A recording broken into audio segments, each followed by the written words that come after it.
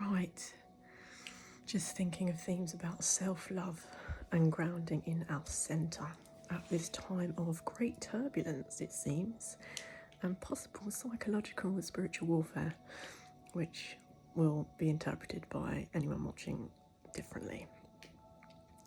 Seems like I spoke to a few people yesterday who had felt some very strange things going on, and I had a very bizarre day. Lots of things that are coming up in and around me, like in my life, yet not of me and not of my doing. And this is really a time where we have to separate the external from the internal, which is not new to anybody. We all do this. Many of us are talking about the mirror. The external reality is reflected by our inner reality. And when we're truthful and loving and honest internally, and we love ourselves and we know we'll overcome whatever challenges, 111 on the clock, whatever challenges are our way, whether it be that mental, physical, financial, spiritual, wherever we're at the minute, whatever we're moving through, because it's challenging across the realm, I think, for many people on different continents. Once we've separated that, we realise that whatever is coming towards us is, yes, there's a connection, there's some sort of mirror that we need to see.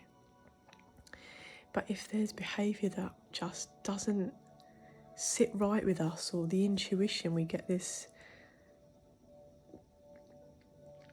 alert or this alarm that just doesn't feel peaceful, then it's important that we don't lose ourselves in that high emotional, high reactive, high response energy, and try to release and purge and do what we need to do to come to terms with situations or events that have presented themselves unexpectedly, and to remember why we're here, and that's for love. And in this whirlwind of mental chatter, people talk of insecurities and things, but I think at this point where we know ourselves and we love ourselves, and the body is a miracle, and it's such a blessing to be alive when we recognise that everything we put in our bodies and what we do to ourselves is entirely our responsibility, and it completely can elevate or de-escalate, like our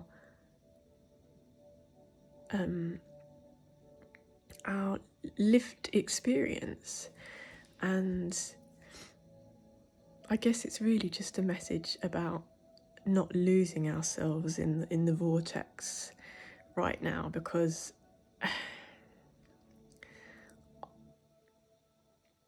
I've just heard a lot of things go on from different sides, and some can be rooted in the shadow realm, and we need to look at ourselves and address those darker moments, those patterns of behaviour, those behaviours that were normalised perhaps in childhood, unhealthy, like not being honest and truthful, just lies, or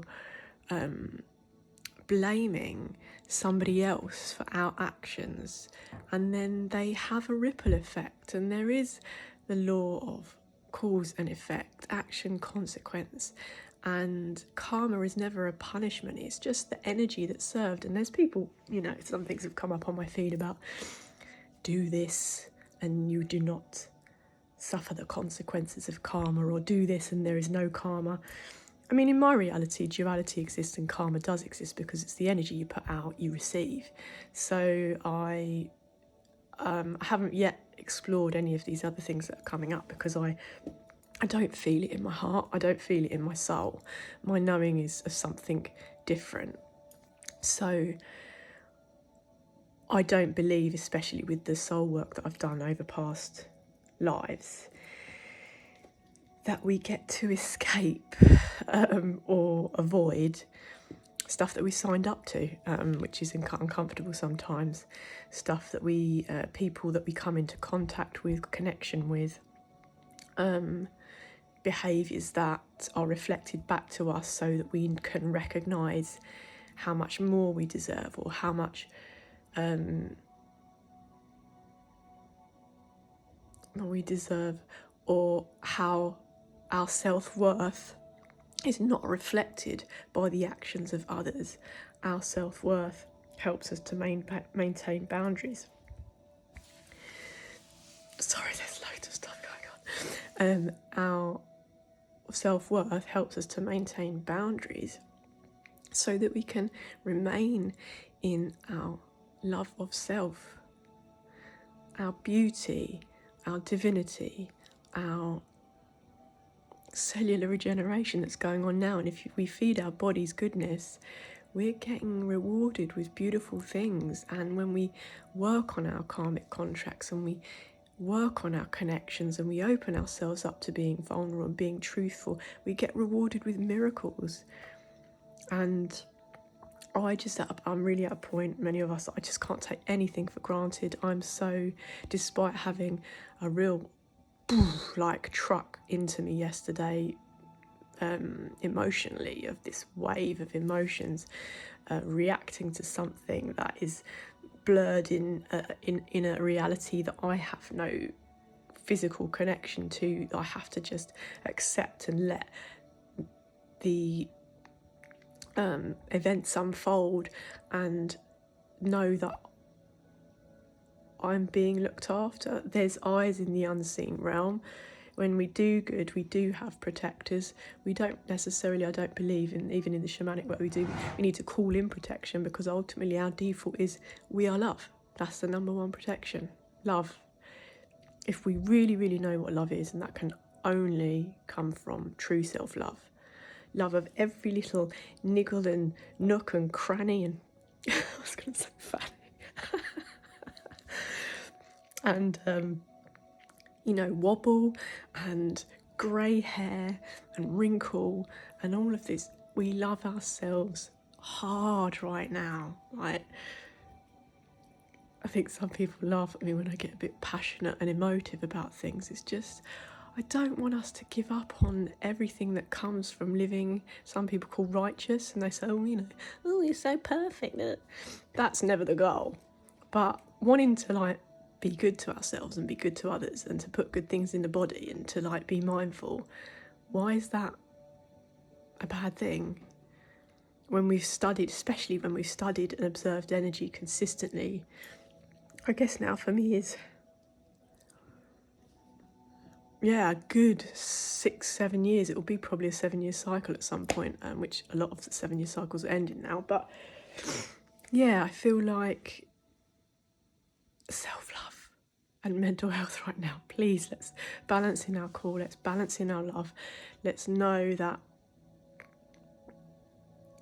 we're gods and goddesses if we claim it. We have a divine birthright to meet the beauty and the truth of this great existence and align with souls who have our best interests at heart, souls who care about our feelings and our future and our choices. Even though we don't really welcome advice or listen to certain things, is that we know care is welcome. Not everybody gets a loving text from somebody. Not everybody gets a loving phone call of someone checking in. However independent we feel, or annoying it might feel to be on our phones, which a lot of us are now going back to burner phones and stuff, just because we want to be disconnected from the overwhelm and the over sharing and the availability 24/7. It is lovely to feel loved. It is lovely to feel like somebody's thinking about you in their day, because their day is no doubt really fucking busy, and probably with pressure like a lot of us at the minute in all different ways. And we can never ever compare our journey or our physical appearance or our missions or whatever, because we're just going to lose that way.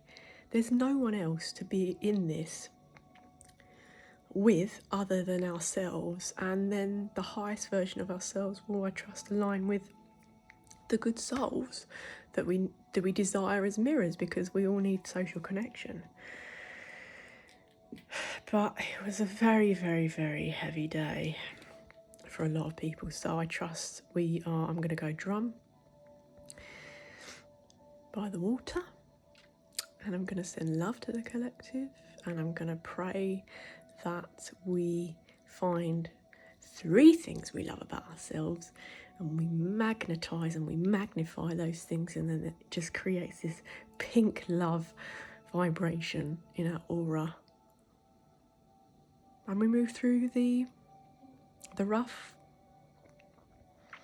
with the smooth, the bitter with the sweet. Life's a funny old game, so just stay in our lanes, stay in the righteous path, just live with the heart, and everything will align, because miracles do exist.